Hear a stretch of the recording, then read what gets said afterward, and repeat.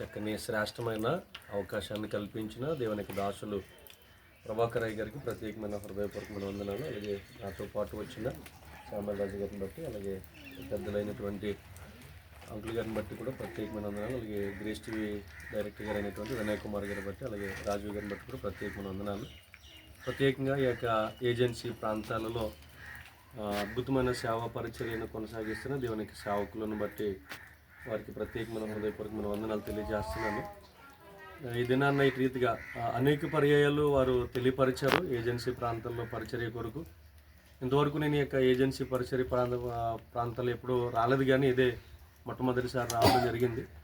వారు ఇలాగా మందిరాల కొరకు ఇలాగా ప్రయాసపడుతున్నాను అనగానే సరేండి అనేసి నేను కూడా వారికి సహకారం అందించడానికి నేను ముందుకు రావడం జరిగింది. దేవుడిచ్చిన కృపను బట్టి, ఇచ్చిన పరిచర్యలు బట్టి ఈ యొక్క ప్రాంతాలలో, ఇంకనూ అనేకమైన ప్రాంతాలలో ఆయన సిలువ సువార్తను ప్రకటించడానికి, సిలువని సువార్తను ప్రకటించకపోతే నాకు శ్రమ అని పౌలు భక్తులు తెలియచేసినట్టుగా మనం సిలువ సువార్తను ప్రకటించవలసిన వారమే మనం ఉన్నాం.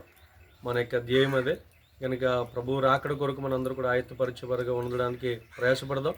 నాకు ఈ చక్కని శ్రేష్టమైన సదావకాశాన్ని కల్పించిన దేవుని యొక్క దాసులు యూసీజీఎస్ అధ్యక్షులైనటువంటి ప్రభాకర్ రాయ్ గారు కూడా ప్రత్యేకంగా వందనాలు తెలియజేస్తూ నా మాటలు ముగిస్తున్నాను. ఈ యొక్క పరిచర్యను దేవుడు ఆశీర్వాదకరంగా కృపలో దేవుడు నడిపించి ఆశీర్వదించి నడిపించును గాక. ఆమేన్.